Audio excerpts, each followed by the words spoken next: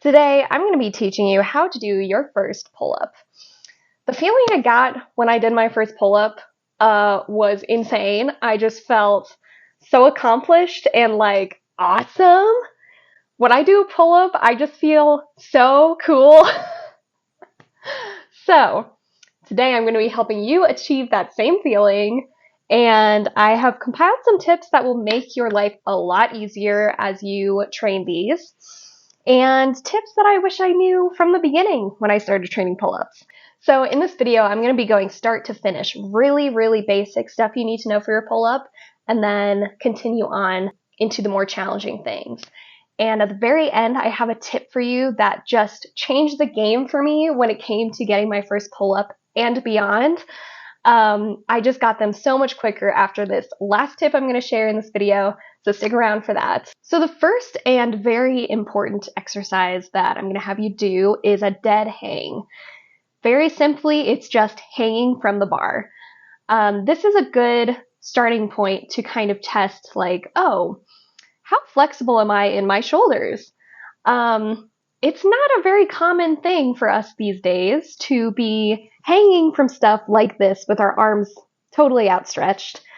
It's just not a common movement we have in daily life these days. So this is a good thing to practice.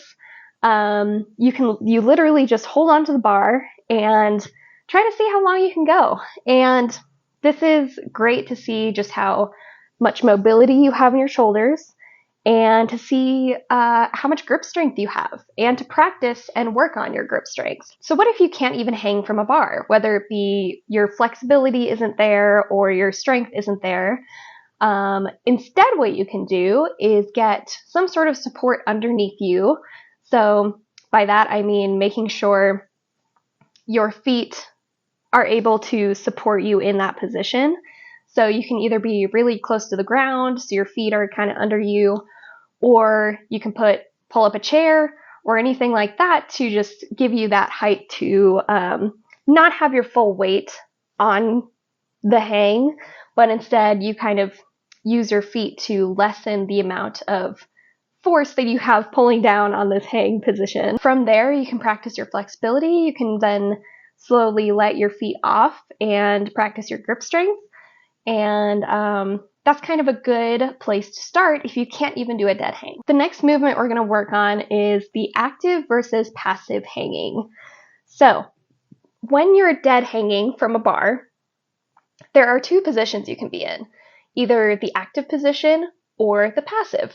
So the active is where you're going to have your lats engaged and you're kind of going to pull your shoulders down, and in doing so you kind of engage your lats and your back and you're ready to go for the pull-up. Passive hang is where you're quite literally just passive. So it's where you're pretty much just loosely hanging from the bar. Nothing is super engaged in any particular way. You're just kind of like really loose, shoulders right up by your ears, that kind of hanging. That's a passive hang. So this is important to know because one of the first pieces of the pull-up is going from a passive hang to active. You're activating your lats and upper back, and you are ready to go for your pull-up.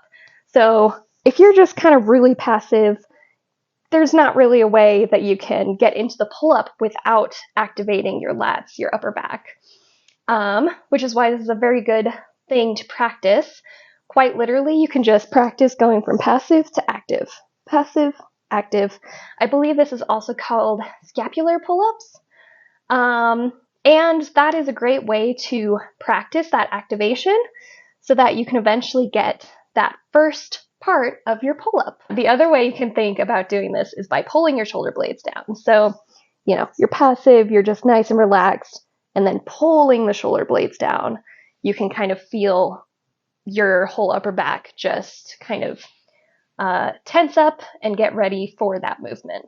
All right, so my next tip for you is going to be one of my favorite exercises when it comes to learning the pull-up, and that is a pull-up negative.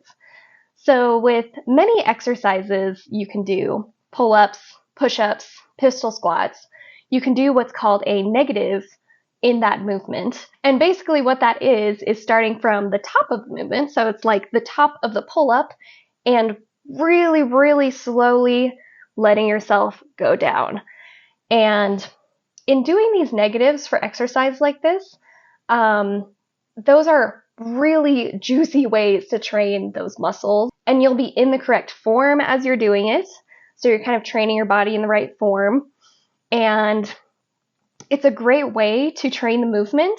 If you can't get that first initial pull up, you can practice the downward motion, and that will significantly help you to achieve that first pull up. This exercise helped me so much in my pull up progress, and I wish I knew it from the beginning. Which is why I'm telling you now. If you're finding this video to be helpful, please consider subscribing to me. It's completely free to you and helps me out a lot, and stay tuned for more awesome content. So another exercise you can do to also practice your posture with your pull-ups is doing pull-ups with a band. You've kind of got those like long resistance bands, and basically what you will do is just loop the resistance band around the bar that you're pulling up on, and then stick your foot or your knee in it.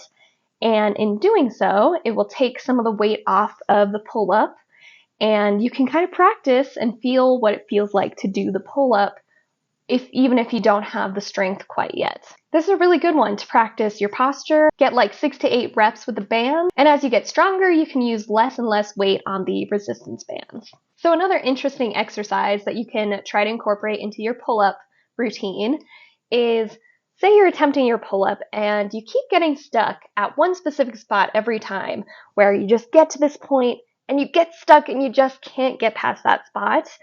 Hold it. Hold it for as long as you can. In doing this, it will kind of train your body in that specific position where you keep getting stuck, and eventually in doing that, you should be able to eventually push past that point.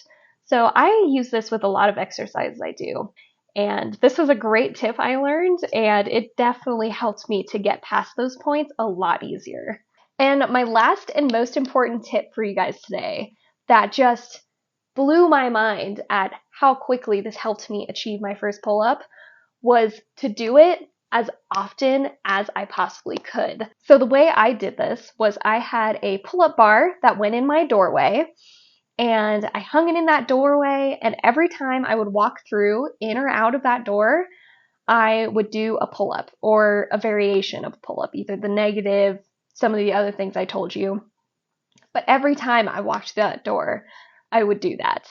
And if you think about it, throughout the day, that adds up to be a decent amount. And before, I was maybe training it 2 to 3 times in the gym per week, and then I switched to training it every day. I walked through that door, and it added up to a lot throughout the day. So this totally changed the game. It made my progress so much faster with the pull-up, which is why I say it is the most important tip that I have to give you guys. And recently I set myself a goal to do 10 pull-ups, and this just made my progress super quick. So would highly, highly recommend that you find a way to do the pull-ups as often as you can. All right, and those are the tips I have for you to get your pull-up. The pull-up is such a cool exercise, and I love being able to do one now, and I wanted to share the joy with you, and I really hope these tips help you out, and I hope that they can make your progress even faster. Stay tuned! More content like this to come, and I also have a video coming at some point when I achieve 10 pull-ups. That is my next goal, and I am up to 4! Up to 4! So that's very exciting, and I'm going to be making a video about that, so stay tuned. Peace out, my dudes. I never know how to end these.